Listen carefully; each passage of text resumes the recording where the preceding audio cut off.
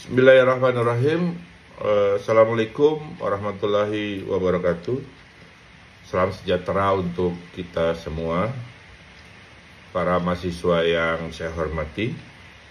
Mohon maaf hari ini saya tidak bisa datang ke Sukabumi karena pada hari Jumat saya mendapat tugas dari program studi untuk menjadi dosen moderator kakak tingkat kalian angkatan 57 sedang melaksanakan seminar ataupun kolokium tugas akhir ya.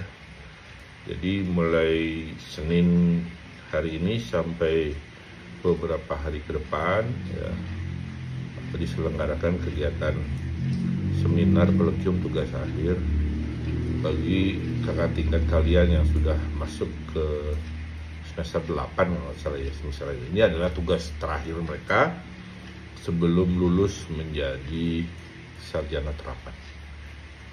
Ya, oke. Kemarin sih sudah mendapat laporan dari Asdos tentang tulisan opini. Ada satu dua yang saya kembalikan karena memang melenceng dari filosofi opini. Ya. Ada juga yang katanya sih terlalu bagus juga tulisannya gitu. Saya curiga juga nih gitu, kalau bisa terlalu bagus. Gampang sih kalau begitu dibalikin suruh nulis lagi aja. Sama nggak kualitasnya? Kalau berbeda berarti ada ketahuan plagiat kan gitu ya. Jadi makanya kalau nulisnya terlalu bagus saya malah jadi curiga. Asdos jadi curiga, kok bagus banget tulisannya. Ini pasti ngambil dari tulisan ini dari internet, kemudian Anda parafrase, Anda jahit seolah-olah menjadi karya. Nggak perlu. Anda tuh nggak pernah melakukan itu untuk dapat nilai bagus gitu loh. Ya, kerjakan aja sendiri semampunya.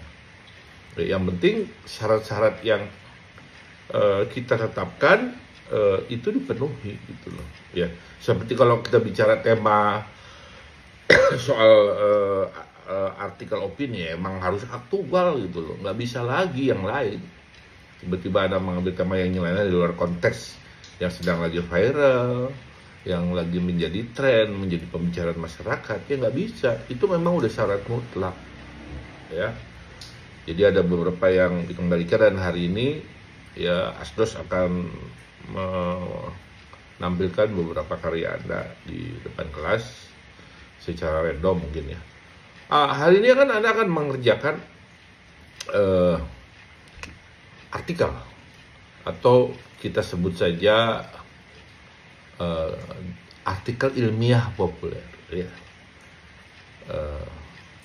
Tentu kalian sudah menyiapkan mana. Kalau ini memang temanya lebih luas ya, temanya nggak yang harus aktual mengikuti perkembangan berita katakanlah ya. Yang penting ini pernah menjadi pembicaraan masyarakat ya. Jadi tentunya konteksnya karena saya batasi ruang lingkup ilmu komunikasi ya karena ilmu Anda itu. Karena namanya menulis artikel ilmiah populer itu basisnya emang scientific sih gitu loh, keilmuan ya. Menjelaskan sesuatu yang berat secara saintifik dengan bahasa populer ya kepada publik gitu loh ya. Tentang satu fenomena keilmuan ya yang memang itu menjadi konsumsi publik juga gitu ya, yang bisa dijelaskan gitu secara saintifik melalui pendekatan ilmiah ya kan, dan itu memang isunya, materinya memang masyarakat perlu tahu gitu ya. Ini apa sih, ini fenomena apa sih ya kan. Jadi kita cuma tahu ini rame kalimat ini, isu ini, tapi kita nggak tahu sebenarnya itu bisa dijelaskan dalam konteks ilmiah ya. Nah itu. Nah sekarang kalau kita bicara dalam konteks ilmu komunikasi ya tentunya temanya banyak gitu ya. Bebas dalam konteks ruang lingkup ilmu komunikasi. Oke. Kalau kita bicara konteks ibunya ilmu komunikasi, anaknya kan banyak. Ada komunikasi lingkungan, temanya macam-macam. Oke, ada komunikasi keluarga ya, komunikasi kesehatan ya, komunikasi konflik, komunikasi apalagi ya, lingkungan, kesehatan, bencana, ya kan? Komunikasi bencana banyak banget. Seluas kehidupan manusia di situ butuh komunikasi, maka ada ilmu komunikasi. Komunikasi kesehatan misalnya, itu kan banyak. Dalam konteks kemarin COVID kan komunikasi kesehatan yang bermain, ya. Kenapa sih kemarin tuh orang sadar bahwa COVID itu berbahaya, tapi nggak mau berubah perilaku? Itu komunikasi kan, mengubah perilaku masyarakat itu kan lewat komunikasi. Ya, jadi seluas itu tema-tema tentang kaitannya dengan ilmu komunikasi ya.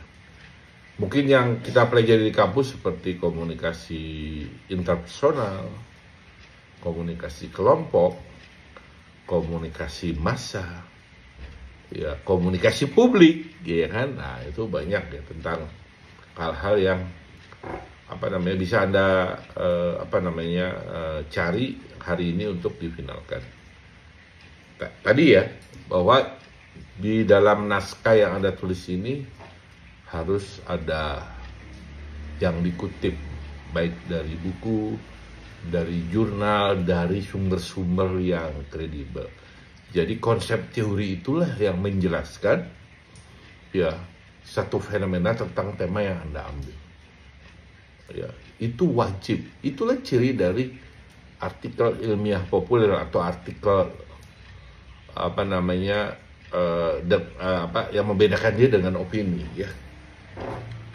Jadi dia lebih rigid untuk bobot kontennya ketimbang artikel opini yang siapapun bisa nulis, gitu kan? Siapapun bisa berpendapat untuk menyikapi satu situasi yang sedang aktual dalam masyarakat. Tapi kalau yang ini nggak bisa. Dia memang harus ditulis oleh orang-orang yang paham, ya, yang mengerti, ya, tentang satu keilmuan, gitu ya. Sehingga nggak bisa tuh orang yang tidak paham ilmunya menulis tentang artikel ilmiah populer. Gitu. Pasti akan jatuhnya nanti kemana-mana. Kita coba dulu ya hari ini untuk menulis artikel ilmiah populer. Nanti kan juga Astos juga akan menyampaikan ke saya kira-kira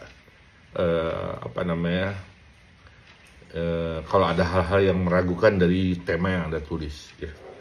Oke. Untuk minggu depan ya, saya kasih pengantar hari ini. Kita sudah katakanlah sampai nanti malam Anda sudah menghasilkan 2 karya. Nah, yang karya ketiga itu adalah menulis profil tokoh atau biografi, ya kan?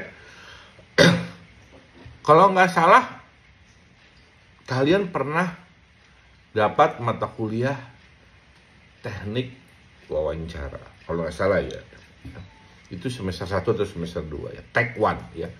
Dimana salah satu yang diberikan tugasnya itu adalah dibagi orang per orang untuk datang ke satu tempat, katakanlah ke desa, kemudian Anda ketemu dan Anda wawancara. Itu modal awalnya, ya.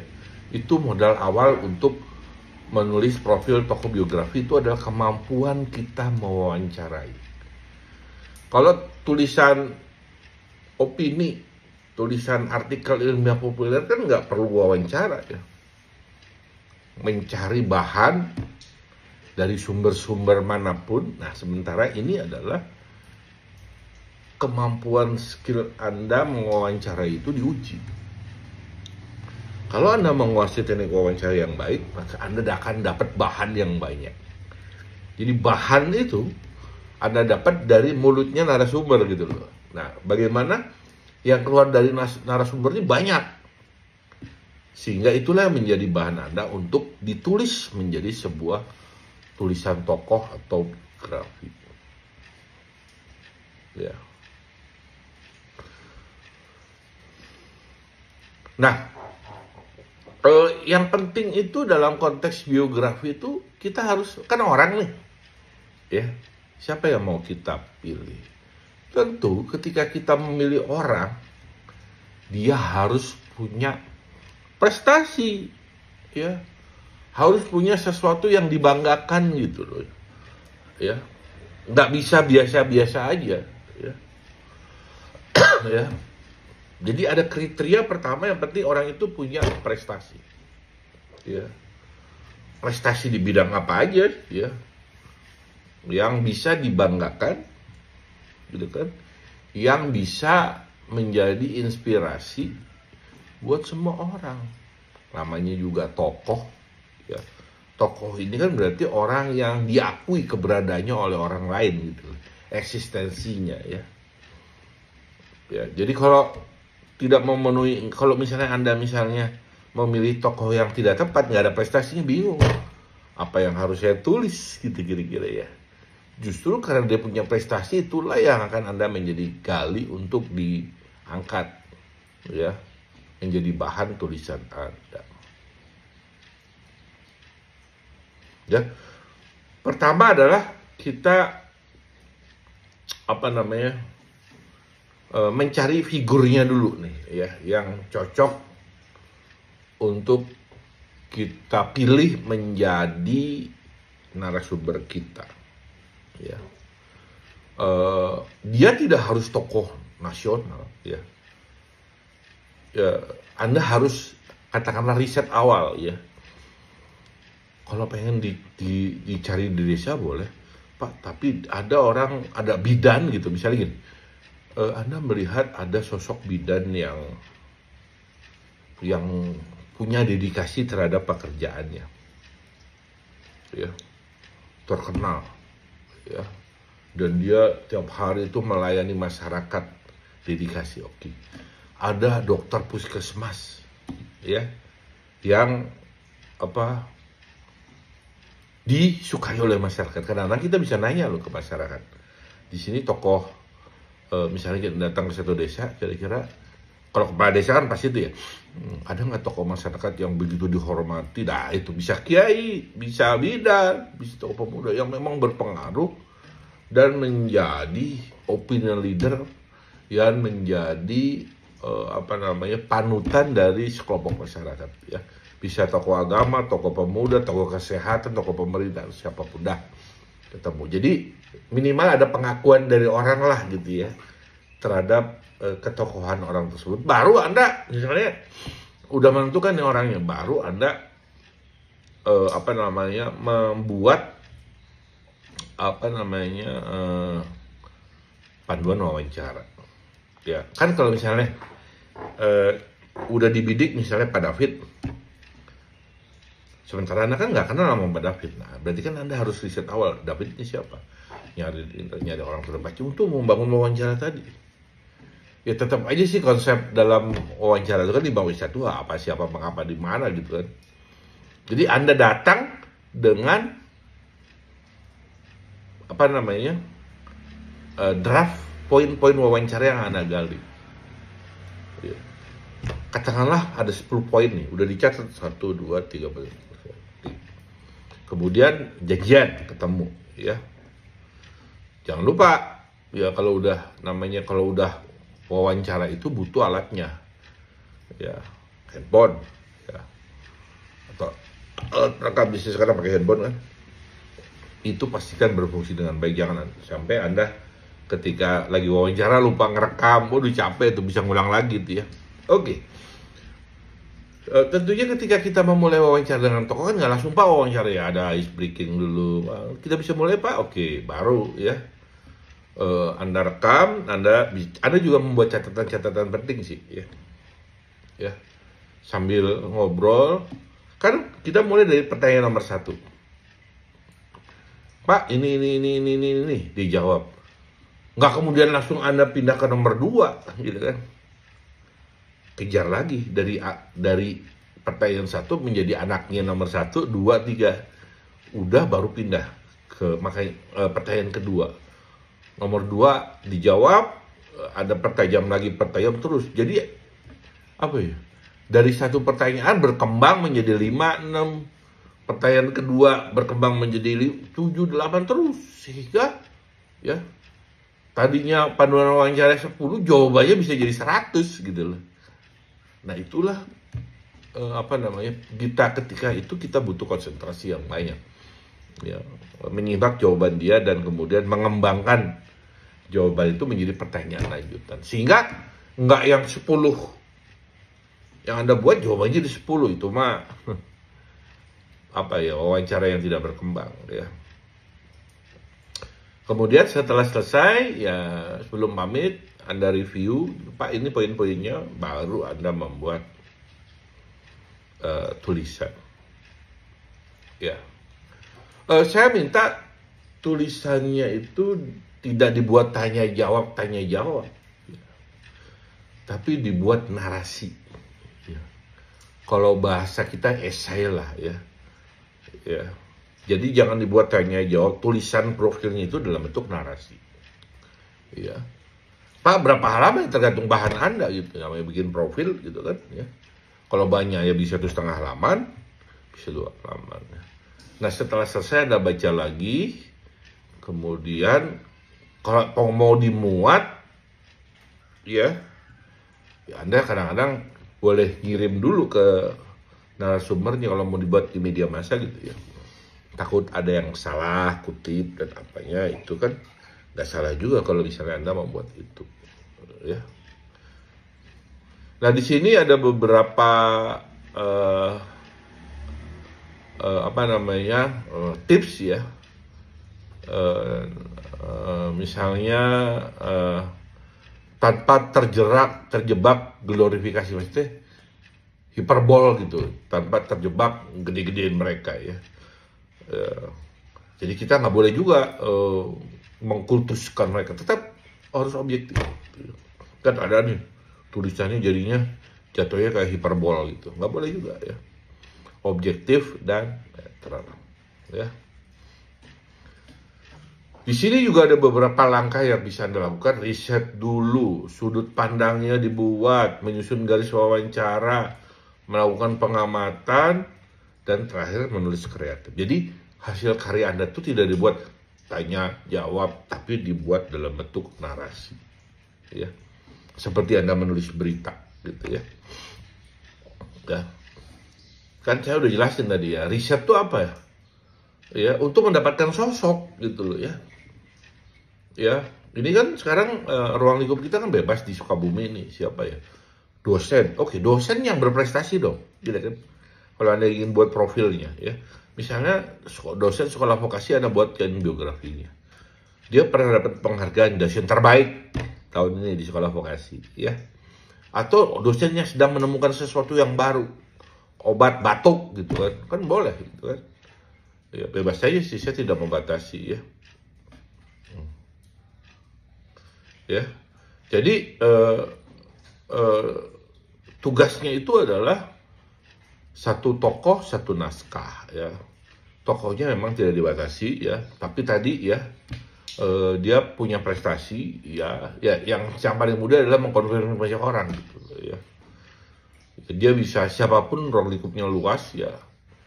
Mau dia level daerah, regional, nasional bisa ya.